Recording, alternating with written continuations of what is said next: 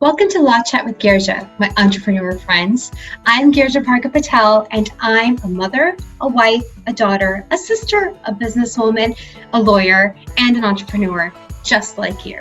I believe in the power of storytelling and mentorship through stories. Whether 6 months in or 20 years in their journey, entrepreneurs have impactful experiences to share, which are full of mistakes and full of victories. And my goal is to highlight those and to celebrate the diverse narratives and perspectives in the world of entrepreneurship, which inevitably provides motivation, encouragement, and inspiration to our community and to our own journey. So Law Chat's purpose is not just to share the expected conversations about their businesses and journey, but also I want to share and dive deep into their details. Get nosy, get personal, and learn from their pivotal journey and their mistakes, and also, again, their victories. So I'm here to use those moments to inspire and to motivate you on your own journey. And of course, we can't run away from the law. After all, this is Law Chat with Girja. So let's dive in. Hi, friends. I'm really looking forward to today's Law Chat with Bree Pair, founder of Thrive, a community for bloggers. She's not only a CEO, but she's also a blogger. She's a coach. She is a creator. She is also somebody who's a podcaster, and she's so much more. But more than that, she's a great friend, and she's also a person that you truly want on your corner because she empowers her audience. She empowers her community with knowledge, and she empowers them with a lot of support as well. And I am so excited to learn more about her journey today, and also excited about all the things that she's going to be sharing with us and teaching us on today's podcast. So welcome, Bree. Thank you for being here. Thank you so much for having me. I am so excited to chat with you and just excited for you on your podcast journey. Thank you. Bree, I gave a brief description and about your bio. If there's anything else you want to share. I mean, I feel like you've done a lot, and we're going to go through that anyways. But is there anything else that you'd like to add on to it? Oh my gosh. Entrepreneurship is a journey for real. And it's been one of those things where I'm that type of person that has tried all of the different things, from making headbands and trying to sell them on Etsy to reselling Coach purses to like the most random things that you can think of. And all of it just kind of keep coming back to blogging. And not just blogging, but community. And that is just everything to me. And I think no matter where this entrepreneurship journey takes me, community is just going to be at the core of it no matter what. And I think you really hold on tight to that because, just at first glance, if someone was to Google you, that would be it, right? Your community, it would be your Facebook community that you have for Thrive, and then your Thrive Tribe community, which I'm a member of all of it, so I can vouch for all of it. I follow you blindly because I follow. Well, you're our number one fan. I may have gotten a badge even on Facebook, but no, but what I mean is that, you embody that community spirit and you truly share it with everybody else. You're not just a leader, but you're somebody who is accessible. And I think in today's world, that means a lot.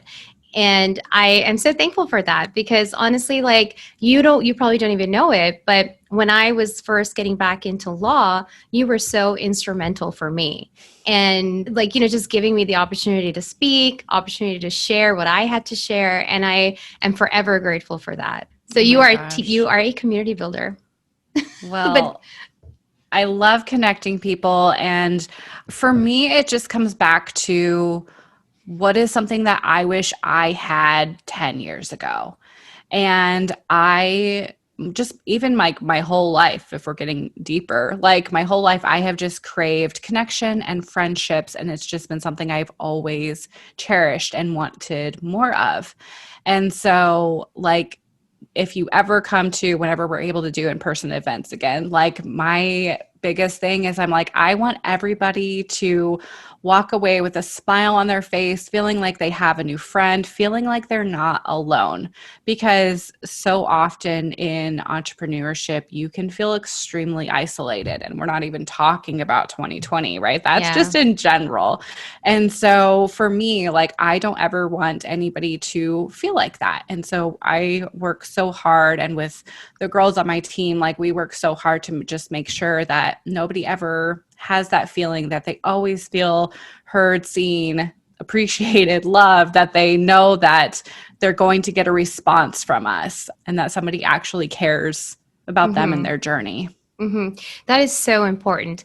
But kind of, pausing there, we'll revisit your Thrive Tribe and everything that you were doing today. How did you come to today? What all started your journey? I know you talked about headbands and some other stuff. So how did Thrive come about? But what was the journey that led you there? Yeah. So just truly trying all the things. I was not somebody that knew what I wanted to do, like, from an early age. I was definitely one that it took a while to get it figured out, to the point to even when I was about to graduate from high school, I went online to our local state college and printed out all of the majors that were available. And I'm like, you know what? I am going to just do this by process of elimination. Let's see what I don't want to do. And still ended up with, way too many options, and it didn't end up helping at all, and still being extremely frustrated and upset. And so it's been a journey, and God bless my husband who has dealt with me in all my crazy random endeavors. But I ended up finally landing into graphic design. That's what my background is in, and finally felt like, okay, this makes sense. This is me. But still, from that, when you go into graphic design, there's still a part of it where it's like, it's pretty easy to kind of break in and do some, like, have your own clients and do all these different type of things that are more entrepreneurial, right? You don't have to necessarily work for a business, even in college, to be able to go and kind of make some extra money on the side. And so I'm sure that didn't help anything at all. That just kind of fueled, like, oh, cool, you could do this and you could do this. It gave me too many other options. And so blogging is something I always love to write. I was one of those people that had, like, the Zanga blog and all of these different things growing up, and just wanted to feel connected to people. Like, truly is like the baseline for everything, is I was just craving connection. And so fast forward, after starting my blog and, like, kind of diving in and going online and talking to people on Twitter, really at the time was finding bloggers on Twitter. And that's kind of where we hung out and chatted. To finding a group in Houston that was a blogging group, and was scared to death, didn't know what to expect. My first time, like, meeting people in real life, like, on the internet. I'm like, okay. It was at a cupcake shop that is no longer in Houston, but it was at a little cupcake shop in Houston. My husband dropped me off, and I'm like, it's fine. It's at a cupcake shop in down Houston. Like, it's safe. It's not anything crazy. It's, like, literally cupcakes. So, and it was amazing. And I felt like I walked in the room and I was like, oh my gosh, these are my people. Like, we have similarities. Like, we love this crazy, like, blogging stuff, and it's fun and amazing. And I found a group that I can be friends with. So when was that? When did you start the blog? Oh my gosh. I started blogging back in 2011. Yeah. And before you were experimenting and all, but how did you realize, okay, blogging is it? You were a graphic designer before that, right? Yeah. And then how did you just pivot to blogging and know that this is it? I'm good. We're in a good space right now. Oh, it's definitely been a journey. And I was talking to somebody this afternoon, even just kind of, like, preparing to go into chatting with you about this stuff for the podcast. And I was telling her, I'm like, I don't feel like we've even begun yet. I feel like we have just gotten started. So with Thrive, so with having the community aspect of it and just kind of, like, tinkering around with it, like, was still going to school for graphic design. That was going to be the career, right? But blogging was, like, a super fun hobby that we were seeing that people were starting to make money from, right? And even some of our friends in our community, local community, were, like, starting to, like, have Amazon come to them and ask them to do partner campaigns and all these different things, and didn't know how to handle it, didn't know what to charge, didn't know what to do at all. And so there was this need for education. Yes. And so because of that, I started with a friend at the time. We're like, hey, we could pull a conference together. Like, we could pull in people to have them come and like teach, and it'll be all in one big room, and we're going to keep everybody together, and it's going to be cute and it's going to be fun. Sure, we can do it. We like planning events. Let's do it. And so it was very much that. Like, it was like so naive, so just like, this would be fun and our community needs it. So that's how you started the conference. What year was that? That was 2014. Yeah.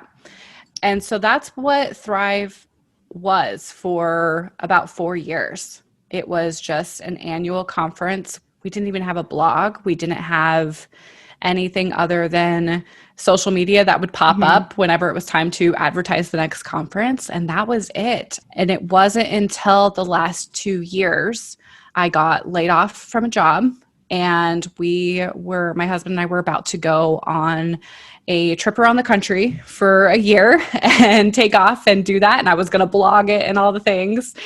And I was like, I don't want to go get another job right now. Like, Thrive did so good at our last conference. And I know that there are things that we could do throughout the year to help people consistently and not just once a year at a conference. I'm like, there's so many bloggers, we have 100 to 150 attend just for a couple days. And I'm like, but there's thousands of bloggers out there. Like, there's a huge need for education. And so I'm like, let's just see. Like, let me just see what I can do. Let's go for it. And so from that, like, regular posting was going on. We started building our online community, and we started our own podcast about 2 years ago, and have been just growing ever since. So that's why it feels like it's a baby still. Like, we have so much that we want to do still, and we're just getting started, because truthfully, it feels like it's only a couple years old. Right. I see that. I mean, I know that, the conference has been going on for a while, but yes, your growth started in other areas and diversifying 2 years ago. But prior to starting that conference even, so after you met that, group of bloggers, was that the turning point where you were talking about pain points, or where you're talking about the confusion that lied in this emerging industry? Because honestly, this is something that it's being paved out right now. It's not even now, it's not even like fully clear on how to do things. So how did you realize that there's a need for education here? What were some of the things that you faced or your community faced at that time? I hate to interrupt this awesome conversation, but I have to stop and talk with you about the number one thing I'm asked about by entrepreneurs: contracts. They're vital to any business relationship and to protect your business. But I also know that entrepreneurs, especially when you're starting up, money is tight. But I would never want you to compromise on a strong legal foundation. So enter yourcontractbuddy.com, a website created by me with contract templates created and drafted by me and fellow industry partners. They're ready to use and easy to plug in immediately. And they are not restricted to any specific state. So yourcontractbuddy.com is sponsoring this episode, and you and your listener can get 10% off right now with code LAWCHAT. Yes, you heard me right. 10% off right now with code LAWCHAT. And now back to our awesome conversation. Yeah, it was so many questions and so many unknowns. I remember going to a brunch with a bunch of blogger friends, and somebody being like, hey, Amazon approached me and they want me to take over their fashion account. And she charged like nothing for it. And we were just like, oh my God, you could have charged like 10 times that. There was like a couple of moments like that where it was just little light bulb moments, whether in person or online things that we were seeing, and just not a clear like go-to resource for bloggers. It was mainly other bloggers kind of like writing a blog post to help, like, hey, I learned this might be helpful to you, which is amazing, but there was not just a go-to spot for it. So now you've made that a go-to spot. You fill that void. Yeah. Because truly you are the place to be for all things blogging, in my opinion. Yes. And so how did you position yourself to be that way? How did you position Thrive to be that way? What were some of the steps that you took? Well, first, just owning it and saying, like, when we redesigned our website a little over a year ago, I put it on the homepage. I'm like, no, we are the number one resource for bloggers. And sometimes Yeah. you have to just like own it and say that this is what I do and I am an expert in whatever niche it is. Like, you have to own what you are good at and know that nobody else can do it the way that you can do it and you have a unique spin on it. So it was really owning it and then being able to back that up. So then being able to be like, okay, anytime anyone has a question, we want to be able to point them to a resource that is on our website. So whether that is a podcast and like the show notes, or whether it's a blog post or an affiliate link to a partner of ours, like we kind of had that moment a few months back where I was like, okay, we've got this stack of questions that we're getting that I have to send them to another place, another website other than us. And I am not okay with this. And so we had to sit down and batch out this content, because I'm like, I always want to be able to point back to what we are doing because we've done the research. We are the experts. And I know that when they come to us, they're going to be able to trust it, know that it's strategic, know that it's relevant, and it's not bad information. Not that people are putting bad information out there on purpose, but that it's information that is like actually going to work for them. We don't do fluff. We don't do anything that is just going to waste your time. I don't believe if you're going to waste your time, then go for a walk, go watch your favorite Netflix show. Like, I want you to be able to go and do that. If you're working, like, I want every single moment that you're working to count. Yeah, I love that, because there's so many times when webinars can be anything but knowledge. Yeah. And it's just a complete waste of time. So I appreciate that personally myself. And I think what was also key was the fact that you have a stack of questions, but you don't have answers to all of them. And being an expert does not mean you have to have answers to everything, but it also means the willingness to go and find the answer and to research and to provide answers or direction. And I think that's key, because it's good to own it that, hey, I don't know the answer, but I'll find out. I'll let you know. Which is kind of like what you're taught, even like if you work a retail job, right? When you're in high school, like, tell them you don't know, but you're going to go find out for them. And so it's that same type of thing, to where we're going to do the legwork for you. We're going to do the research and we're going to vet it before, so you don't have to. Or we're going to bring somebody in like on our podcast and interview them because they are an expert in that area. I do think like oftentimes we can get in our head as entrepreneurs, like, oh, well, so-and-so knows more than me, or I don't know this, or I don't know that. But if you can be an expert at what you do, and if that includes pulling in somebody, because we don't know everything. And if you go to that person that you think is the expert and ask them, hey, do you know everything? They're going to be like, oh my gosh, no, are you kidding me? I don't know everything. I have to ask my friends. I have to talk to my mastermind. I have to do the research.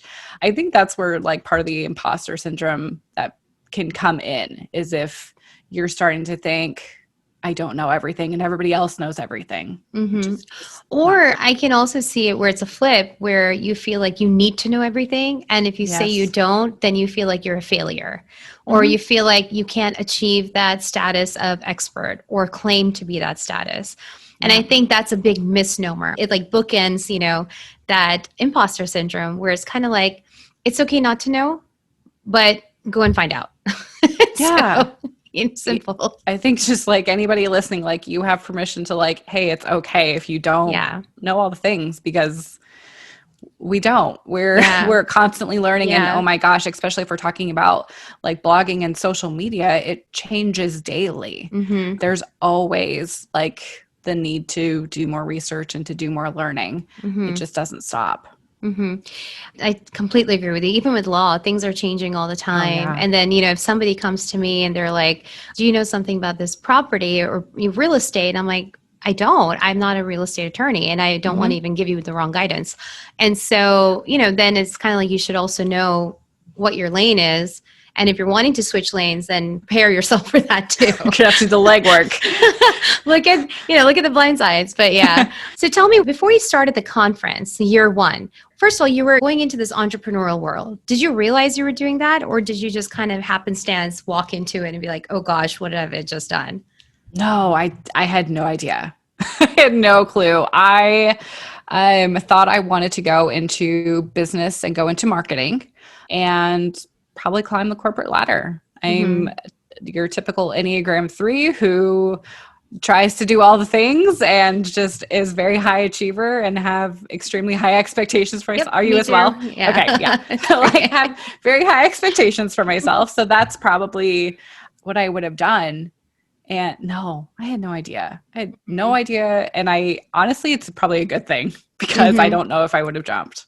Yeah. And then before you started the conference, what were some of the challenges that you faced, just even having a conference? And then how did you overcome those challenges? And even that feeling of, sometimes like, gosh, what have I got myself into? But then you kept moving forward. So what made you do that? Oh my gosh. I'm trying to think back to like the very beginning. I just had no clue. Like truthfully, I had no clue what we were doing. So it was just really like research, asking questions. And I think you really just have to take your ego out of it, which is not always easy, like at all. It's like getting that constructive criticism, like, you need it, but it still can be challenging to take. Yeah. Yeah.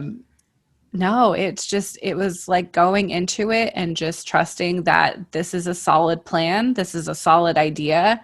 I don't have all the answers and there's going to be problems that arise, but it's worth it because the idea and the concept is like vetted. So I know we need to keep pushing. And when that makes sense. No, it does. I mean, honestly, sometimes I truly believe ignorance is a bliss. Ignorance is not an excuse, but it is a bliss at times because the less you know, the less the fear factors that are in there, the less, ideas that are limiting your thought process also. And so ignorance can be a bliss at times and it can be a blessing in disguise as well. So, because if you're overthinking it too much and you're constantly staying in your comfort zone, no matter what that is, no matter if that is needing to hire a lawyer and being scared because you don't know what that looks like, or wanting to start running, but you're afraid it's going to hurt or it's going to be like scary or whatever. Like you have to get out of your comfort zone and you have to get into that growth zone. And far too often people stay locked because it's comfortable and it's easy and it's familiar and we know exactly what to do. And you have to constantly just be like, one step out of that comfort zone into your growth zone. Because when you do that, the more and more you do that and the more you're growing, even if it's just 1%, even if it's just tiny little bit over and over and over again, like, creating a healthy habit or whatever that may be, your comfort zone by doing that is going to expand and it's going to get bigger. And the next thing you know, you've already hit what that growth zone looks like. And now your growth zone is even bigger because you've grown and you've learned so much more. And so, there's seasons for everything. There's seasons when you need to rest and you need to just kind of chill in your comfort zone. But I think oftentimes we can get too comfortable in our comfort zone and need to break into that growth zone. Yeah, absolutely. So when is it that you actually realize that, okay, I'm an entrepreneur. Okay, I'm a businesswoman. Okay, I'm a CEO. Oh my gosh. I really don't even know. Probably more recently, honestly, because before it was like, I am a really good conference organizer. Like I have got this nailed down. I am great at that, but I still didn't like fully jump into, oh, I'm an entrepreneur. And I think for a lot of people, this is something that we talk about with bloggers constantly, is them not wanting to recognize themselves as a business owner. Yes. And it's something that we do in our trainings. I'm like, and it's something like when anybody new joins our membership, one of the very first videos that they watch is I'm like, you're a business owner. And I repeat it like 5 times because I want them to get into that mindset because it was hard for me to jump into and to take ownership of. And I know it can be hard if you're starting something that is new or like a hobby or, whatever you think it may be, an idea even. There is kind of this gray area until you're like fully invested. And I think people wait a little bit too long to be like owning it. Yeah, I think that's key though, owning it, even if you don't feel it, but if you say it to yourself, because you are doing the actions, but your mindset may not be aligned because you're still thinking that you're not qualified. And I think when those things start merging together, you're like, okay, I've got this. But then you have other challenges and then you have to overcome those challenges. So I think that can be something like challenges are never going to go away. Like you're always going to have challenges no matter what phase you're at. And so if you can just like really hunker down and work on your mindset and work on like just those affirmations of like, I am a business owner. I am the number one blogging resource. Like that's what we do, and just owning it.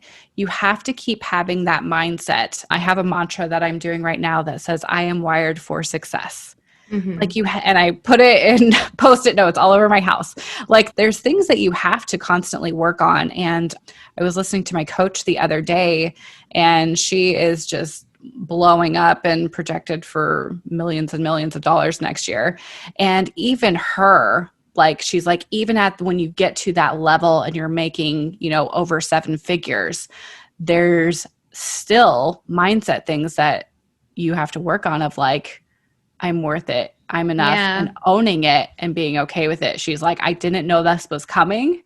She's like, I didn't know I was going to have to work on that mindset piece at this level. She's like, but you have to. And so it doesn't matter if you're brand new and a newbie, like it's constantly that affirmation that you have to give yourself and have to work on. Right. So what is your maybe 1 or 3 tips on owning that mindset? Like what would you actively do to adopt that mindset or to integrate it into your thinking? I think it has a lot to do, for me, it's like with what I am feeding myself. Like, what am I listening to? What am I reading?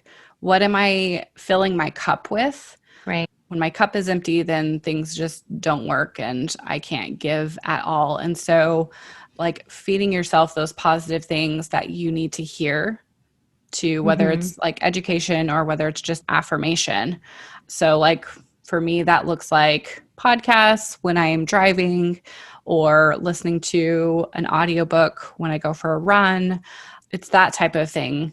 And then it's really like having a mantra or having something that you like remind yourself of.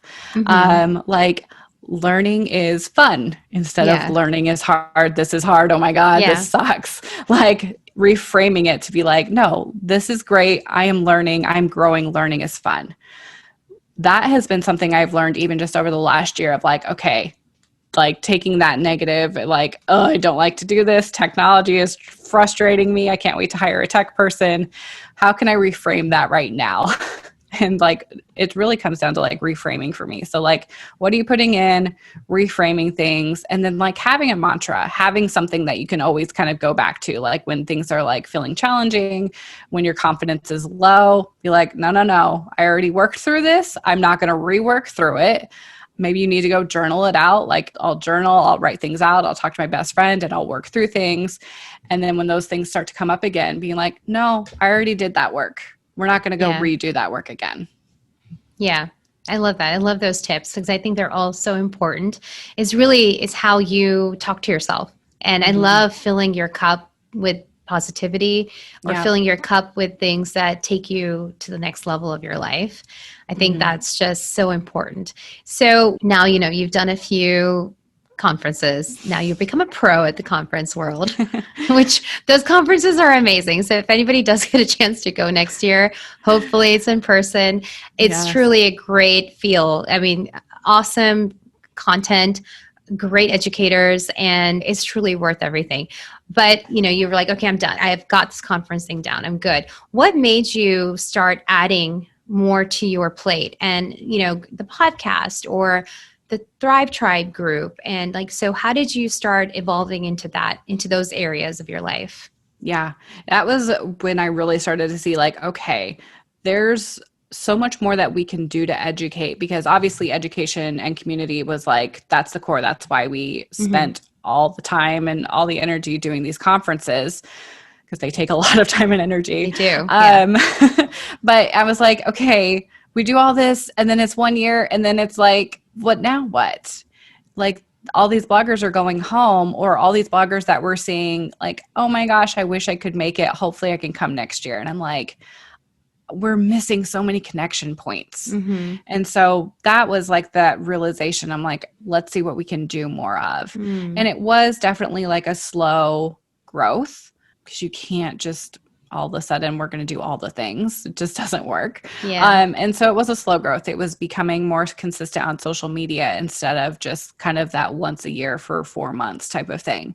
And then it was writing blog posts for resources. And then it was, you know, once we kind of mastered those two things, okay, cool, let's really focus on growing our Facebook community. That was the next step, was somebody pushing me to go live in the Facebook group once a week. Cause I'm like, we don't have any engagement. This is kind of like, it's just kind of sad. And somebody challenged me, a close friend of mine challenged me, and she's like, you need to go live in the Facebook group every single week. And I did that for about a year and a half. And now we're over 2,000 members. Yeah. And so it's adding new things on, but it was doing it consistently. And it was becoming like a new expert in that area, if that makes sense. Like, you have to get really good at it before you add on something else. So like right now we've got a few different things on our plate that we're working on getting really good at.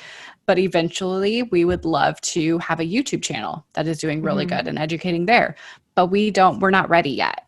And so I think that's so important too, when you come into anything that you're working on, is like, okay, yeah, you could do that, but are you going to be able to give it the time and the attention that it deserves to make it the best it could be? If not, then maybe you need to wait. And waiting is not something that I am good at. I get frustrated. I want to do all the things. I'm like, let's go. No, let's crank it out. And I'll burn myself out and just go for it. But that's something with just planning and being extremely strategic. And when I started finally implementing like quarterly planning, and was like, okay, you don't have to do this today. We're going to wait 2 more quarters. Right. The amount of pressure just like lifted, because I was just putting so much pressure on myself, so much feeling overloaded and stress. And I'm like, this is horrible. To like, hey, this doesn't have to happen right now. It can wait until this date. That way you're not saying never. You're not saying you can't do it, but you're like planning it out strategically. And so it was just a slow build of like getting good at a couple things, adding something else on, getting good at that, adding something else on. So much wisdom, because what you just said, I can definitely apply to my own life right now and to the growth that I have projected for my business as well. And there have been definitely, I don't think it's easy to say, I'm not going to do this right now. Like, I had some things that I wanted to do, and I actually put them again in the back burner. I'm like, no, we're going to get to this next year. I need to, again, same thing, pour into what I've already started this year and really develop that and gain more traction in that and cultivate it. Yeah. Because you can start things all day long, but if it's not cultivated, they die. They'll lose, and I think that's oxygen. Where that, because like it can get a little confusing. You're like, well, Bree, you told me to get out of my comfort zone and to do these things, but then you're also saying to pace myself. And it is a balance, because if you get out of your comfort zone and you go do that thing and it doesn't work, like you're going to want to go retreat even further into your comfort zone. And not to say that everything you do is going to work, because that is definitely not the case. I wish, but no, it's definitely not. But just being more strategic when you do go into something. And there's something extremely valuable about planning it out and about giving it the attention it deserves, and just being like, no, I want to make this project the best it could be. And so I'm going to allow myself to have a longer period of time to make it amazing for my audience or for my clients, or even if it's for your family, you know, like I think all of this type of stuff can definitely apply to like personal things as well, that we're doing that, you know, like, okay, I want to do all these things around the house, but if I start all these projects, my house is going to be a disaster and nobody is going to feel at peace in my home. So let's tackle one thing at a time. Yeah, absolutely. So was there something that you had to just completely walk away from, even though your heart, mind, everything was in it, but you're just like, I have to walk away from this? And how did you overcome that feeling of maybe a lot of people can feel different things. Some of the feelings could be a failure. Some of it could be of just, gosh, disappointment. So if you had that, how did you overcome that? We had tried a couple of workshops before, kind of one-off workshops, and they did great and they did fine, but just realizing that they weren't the best that they could be, and it was something we needed to kind of back burner for a while, or even just, like I kind of mentioned, like we really want to get into YouTube and we had it all planned out and we had it figured out like what we were going to do. I spent time and energy trying to figure out microphones and lighting and all of these things. And just to be like, Bree, this is not the time. And so I Yeah. think it can be, on one hand, like taking pressure off can be very relieving. Mm-hmm. But then on the other hand, yeah, you do kind of deal with like, oh man, like I wanted to be able to do that. Or like, I wish I was to that point. Mm-hmm. Like, I wish I'm already there. Mm-hmm. Which is something like, we see people like, oh man, I wish I was to that level. Like, I hope I can get there. I think I can get there, but like, I wish I was already there. And I think by doing that, you're taking peace away from yourself because you're not letting yourself just enjoy the day, enjoy the moment. Mm-hmm. And that's like something just with me personally. I don't like it when the day ends. I don't like feeling like I'm getting older. I just want to cherish like all the time that I have because I have so many things that I want to do and I just want time to slow down. And so even though, of course, like I can see a vision for our brand and can't wait to be there in 5 years, it's going to be incredible. However, I want to make sure that I pace myself and don't put all that pressure on myself to where I'm not enjoying the journey as well. Mm-hmm. Mm-hmm. That's awesome. I think that perspective takes a lot of maturity also to have that. And honestly, like I feel like, when I have stepped away from certain projects, I might have felt a little disappointment, but I felt Yeah. more peace. I Mm-hmm. actually felt more relaxed. And not because, and I always wanted to make a discernment whether that relax and peace was coming because I'm like, oh, now I don't have a deadline, or more so because now it's like, it wasn't the right time and I'm at peace with that. And when it's the latter, then it's like, yes, I know that decision was the right decision for me. Oh, yeah. So I think you're absolutely right on that. So tell me, what's your anchor when things do become challenging or when you have felt a setback? What's your anchor? What helps you lift yourself back up again? I kind of retreat for a bit. I'm like that typical Enneagram 3 where I will hide and will ghost from everybody and have to post on Instagram and be like, I'm still alive. um, no, really, it's taking moments in my personal life to connect with friends and to connect with family, to connect with my husband, to say no to being on the computer for an extra hour so we can go for a walk before it gets dark. It's little moments like that. And then when it does tend to get a little too heavy, I really have to focus in on my morning routine. Mm, Honestly, I have kind of set a hard like start for my day at 9 o'clock every morning, hmm unless there's like a retreat or a conference or something and an emergency, like obviously. But I try to not to start my morning until 9 a.m. And then if that means that I need to catch up on sleep, I catch up on sleep. If that means I have the energy to go for a run, I'll go for a run. If that means that I need to sit in my chair or sit out on my porch with my coffee and read and journal, then that's what I do. But that has helped so much because otherwise I would jump out of bed, be like, okay, let's get dressed. Let's grab food really quick and let's immediately get on the computer and get to work. And hmm then I would just constantly go to bed thinking, oh my gosh, I got to get up and I got to tackle this thing. And there was not ever a moment for me because then when work Mm, ended that day, it was other things, right? Like it's things Right. around the house, it's spending time with friends and family, like it's all that other stuff. And there was like, I'm like, where is like time for me? Like this elusive self-care that everybody talks about. And so that truly, that helps anchor me a lot.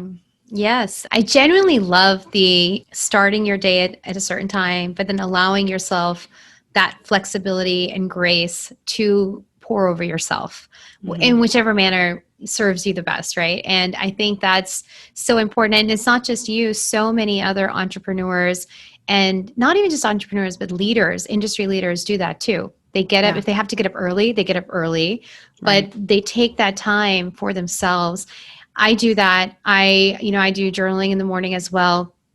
I have to have my lemon water in the morning. I don't feel clean. Like I'm like, I don't know what it is. I'm just like, I need to do all this, but it helps center me. It helps me be better during the day and not be haphazard, because that haphazard feeling sometimes I think is also like, from college, even when it just pours over to your regular life. Like in college, you wake up just when you got to wake up sometimes and you do what you have to do. There's no like run to class. Right. Yes. And so maybe it's just like I don't know, but I agree. I think it's definitely important to have intentional time for yourself where you are feeding your soul, where you're feeding your, spirit. And I think that's super important.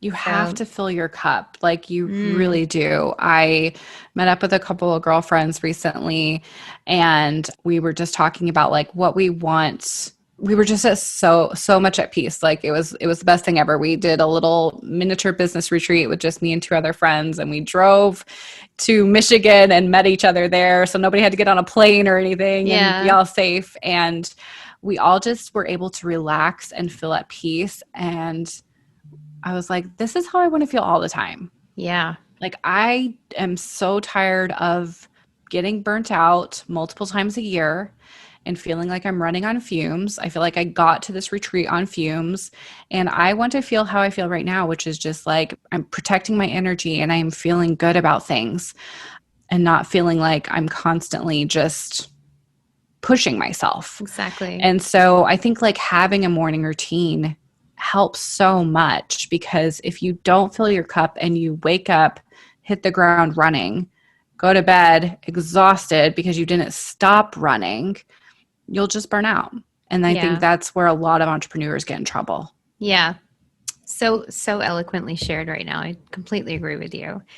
So I know we've talked about some of the challenges that you've had. You had kind of mentioned it earlier that you did an RV trip around the nation, which was pretty darn amazing. And I feel like a lot of people might have just done that during quarantine, but I know. I have seen them and I have been so mad that we didn't just like go get a loan and go get an RV again. Oh my gosh. I feel like I'm like, why didn't we just leave for a month and just live somewhere else where we've always wanted to live or something? But tell us actually, you went on this RV trip and you sold your home, right? And so tell us a little bit more about it, and what did you learn and how has it influenced your business and you as a CEO? Oh my gosh. You're just going to make me go down memory lane and be so sad again that I didn't do that this year. We've talked about it so much this year too. We're like, let's go buy a truck and a trailer. No, we had just hit that point in our lives where we're like seeing these cool stories of people doing stuff like that, like going on these adventures. And we're like, let's do it. Why not? Like, why? Basically, just like, why not? And so we saved up for about a year because we didn't want like super financial pressure or anything when we were doing it. So we saved up for over a year, and then, we sold our home, sold everything, really stopped, like a year before like buying anything, because I'm like, well, why would I buy this decoration for my house, or this new Christmas was hard because of course I want to decorate my house and buy all the new things. Yeah. And I'm like, I can't buy this cute little Santa because I'd have to store it or sell it. So, and then we took off in July of, trying to remember now, I always get confused. I think it was 2017. And took off for a year, and it was the It was amazing. I would do it again in a heartbeat. Mm-hmm. It was, I don't know, like I'm trying to think like as a CEO or anything, like it kind of refocused us on like what's important.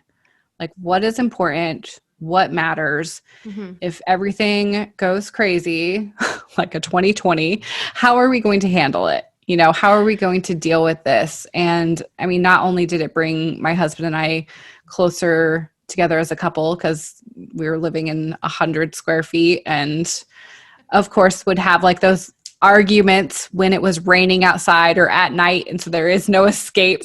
So you have to resolve arguments quickly. It was a lot of that and just kind of learning more so of what I wanted our lives and my life to look like from then on out. You know, I wanted to be able to, it kind of reaffirmed me, if anything, of like, yeah, I don't want a 9-to-5 job. I want to do something on my own. I want to have the flexibility and the freedom to go do something like this again, to, you know, if anything were to happen and we needed to sell our house, that we'd be fine and we'd go live in a trailer and my job would support us and we'd be good. So if was anything, this I right think after you left your job or? Yeah. And then you were like, okay, let's do this RV trip. Yeah. So we had been talking about the RV trip for a while. And then I got let go from my job. And that was where I was like, okay, we're already talking about doing this. I don't want to go get another job because I need to be figuring out how can I make money while we're on our trip. Yeah. To be able to make it so we're not feeling strapped for cash while we're traveling and not completely deplete our savings account. And so, yeah, that's when it all kind of. And that's when you started did you start sponsorships during that time, like collaborating with brands at that time?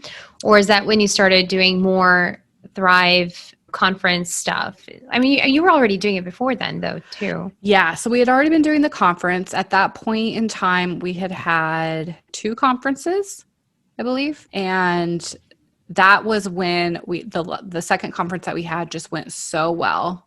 We had already been working with brands and everything, and it just exceeded expectations and kind of lit a fire under me to be like, hey, there's something here. It was the first time that I was like, oh, this could actually turn into something. And so, yeah, truthfully, like once we went on that trip, like so grateful for that trip in more ways than one because it like stopped me from going and getting another 9-to-5 and potentially who knows where Thrive would be because I wouldn't have had the time to invest into it. Yeah. And so, yeah, it just really reaffirmed like, hey, you want to do this and hey, pursue this. And so during that time was like when the ideas for like a podcast came on and like building a community and all of that. It really was, now you're like having me go through this. It really was a pivotal moment. Pivotal year. I would think so. And I think nothing like an RV trip around the nation to give you that epiphany. Right. But I mean, I truly believe that there are moments in our life that are pivotal moments and instrumental. And they could be very small in nature, but they could be really big in nature. But we have to be able to see them and take that opportunity and move forward. Like I just completely believe in moving forward in everything. Yes. And so it's so nice that you were able to like be calm for a moment and hear the voices and do what you need to do as well. And I think that's so important for entrepreneurs because we are a lot of times alone and you know, we might have people that we defer to or look for advice with, but it's really important to be able to hone into our own voice and, you know, the inner self that's talking to us. So, yeah. And I'm one of the people, like those type of people where I have to force myself to like stop and be like, why am I feeling like this? Why am I thinking this?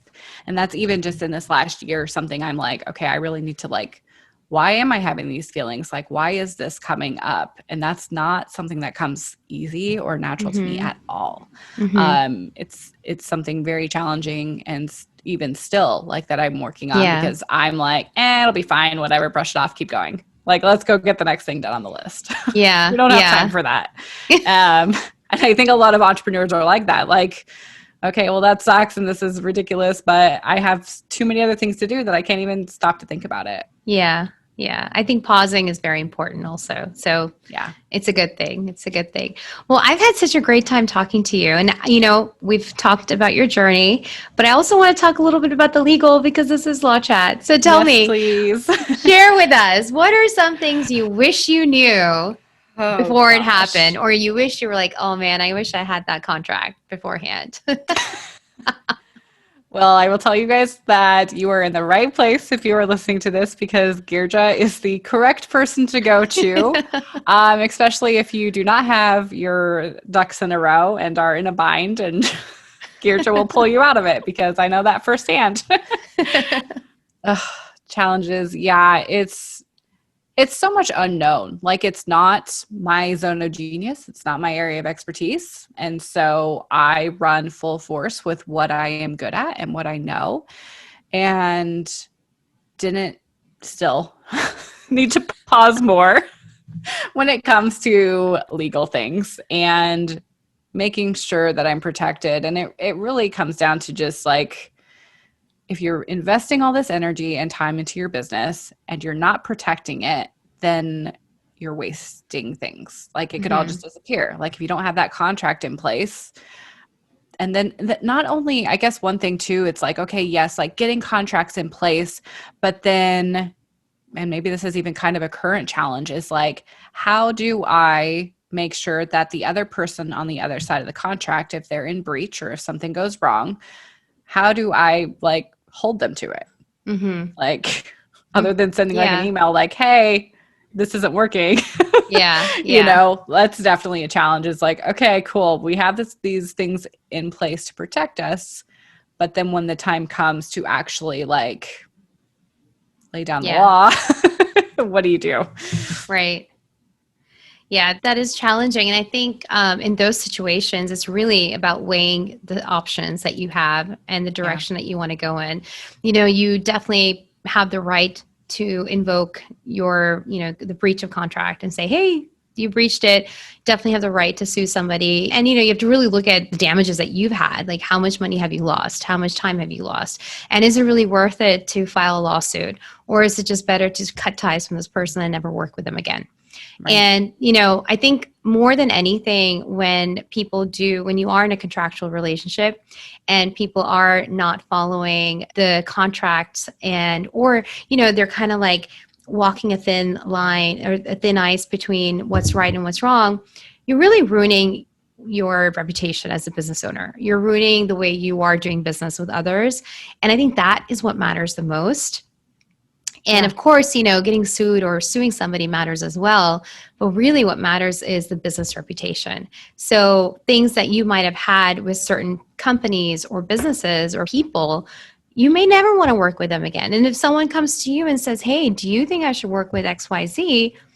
You should give your honest opinion at that time. And that is a trickling effect of not working in an ethical way in the industries that you're in. And all these industries are so small. Everybody, if you're somebody that is involved, people know you. And so I feel like, yes, you know, it is confusing. And it takes a lot to say, hey, I'm going to go forward with this lawsuit and I'm going to slap you with a lawsuit. And sometimes you have to, you know, you either go to a small claims court or you can go to a bigger court, but sometimes you just have to do that too. But just follow through. If you're willing to do it, you have to follow through with it too. Right. I think it's truthfully just like having somebody like you in my corner has just knowing that you're there and that I can call you or email you and like have you help me with something or make sure that I am protecting my business the best that I can. I think for so many entrepreneurs, like we just don't even think about that part. Because it's almost like contracts, yes, but then other things that go into it, we can just kind of run blindly and not even think, oh, yeah, I am missing this huge integral part that I wouldn't have even thought about when I first started. You know, like trademarks and copyrights, like, no, I was just running a conference, wouldn't have even thought to look at any of that. And so I'm glad that you're doing this podcast. I'm so glad you're doing this podcast and that you are putting yourself out there and becoming a go-to resource for creatives, for entrepreneurs, because it's so needed. Thank you. Thank you so much. I mean, I agree. I think it's so important to empower others, and especially entrepreneurs and women entrepreneurs. I mean, my podcast is meant for anybody, but I feel like there's a lot of times we are lonely, and sometimes we don't have the funds to seek out mentorship or a coach. And it's so nice to be able to have that, even if Yeah. it's from afar, but you still have access to information. You still have access to knowledge. And, if somebody messages me, and I think this is true for you too, if somebody messages you, DMs you, emails you, you respond. And I respond too, because I feel like if I'm saying I'm going to respond, I'm going to respond. I think it's so cheap for people to be like, oh, yeah, message me, call me, whatever, and then act all like, as if you are like God and you can't talk to somebody anymore. I don't even understand that. The worst. Like, That's well, the you worst. told me to email. I'll usually say that sometimes too, especially if it's somebody like with a bigger following or something. I'll be like, hey, you told me to email you, so Yes. I am. Seriously. But no, I think that is so true. Accessibility is great. And you're right, law can be difficult, it can be overwhelming, but it's always good to have the bearings and have the knowledge. And I think even as you've gone through the different seasons of your business, you've also realized the areas where you're just like, I better seek legal advice before I move forward with this. And, Oh, yes. simple things. So thank you so much Things for and not so sharing all simple that. things too. I know, right? Seriously. Well, I'm just going to kind of run through some fun facts with you just to kind of Okay. see where your downtime lies. So tell me, what is your favorite book? It could be fictional, non-fictional. Okay, I've got two I'll give you. So more, I guess like creative, businessy. I love Big Magic by Elizabeth Gilbert. Oh my Huh. gosh. It is, I've only read it once. I've started it again and it's just, I don't know. It's a good one. I've It never read has it. really, oh my gosh. It Yeah. has a lot to do kind of with what we were talking about today with like, not staying in your comfort zone and getting outside of it and kind of the things that can happen when you stay in your comfort zone instead of doing those things and how you'll start to see them pop up in the world because somebody else did it and like that magic kind of transferred to somebody else and Hmm. I don't know. It's very good. And then if I'm just reading something super fun, then I can't remember the name of the author, but it's A Girl's Guide to Love and Supper Clubs. And it has food and it has romance Oh, and love it's it. just a good, easy read. Oh, nice. I might just also get that on my Kindle. So, awesome. And then, so are you tea, coffee, or pumpkin spice latte? All of the above. All of the above. Mostly coffee. I'll do pumpkin in my coffee. I can't do too much milk because it'll just make me sick. But Yeah. if I'm overloaded too much and feeling nerves, then I switch to tea. Yeah. Yeah. I also go through a different roller coaster of different teas or coffees, but I just Oh need yeah. something. I need some really strong caffeine Uh-huh. in me. Yes. So, and then what's your favorite biz tools and resources? Oh my gosh. I have like go-to ones that can't stop using like Flowdesk and Plan for Instagram. Those are like tools that we just use all the time, as well as like Canva. Oh my gosh. Mm-hmm. I'm graphic designer by trade and still Canva is the easiest thing built for entrepreneurs to put I themselves out there. love Canva. I feel like Canva should be definitely in the entrepreneur's toolbox, any Oh, business toolbox. 100%. I love it too. Absolutely. So I actually use Planoly. Is Plan how is it different? So we've used Planoly before.